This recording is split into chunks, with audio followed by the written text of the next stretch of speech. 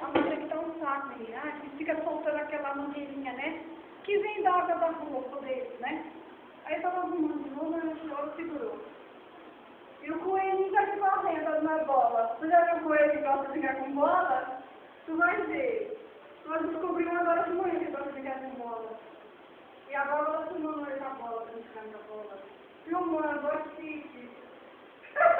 Que outro limpeza com pombo aqui, eu quero fazer tudo, né? E tem uma bola dessa música antiga, então a minha música, eu jogar ela pra fora, deixei ela aqui fora.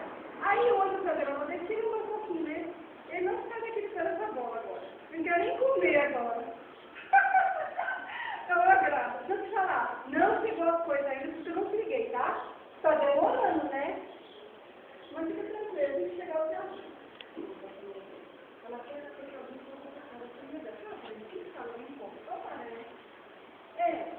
aí você fazer um negócio direto com uma cara, né?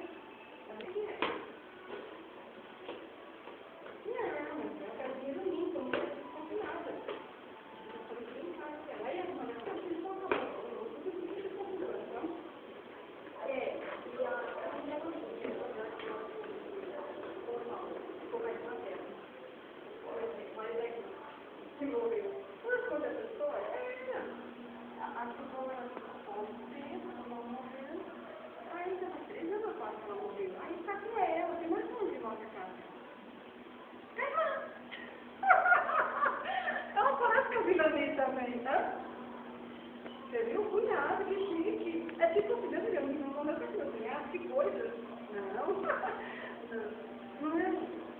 Bom, isso que a vida não tem, né? Ele é muito triste e tal, ele é separado de novo, blá blá blá, ele não é dessa, né?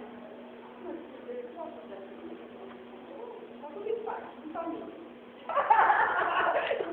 Não, ele falou, não tem melhor, não tem problema, ele falou. Porque a sugestão é pra falar, cara, tá preso. Ele falou, a vida não espontada, tem que ir como for o lugar que ele quiser. Não, ele falou que dá bastante mesmo. Deixa aí.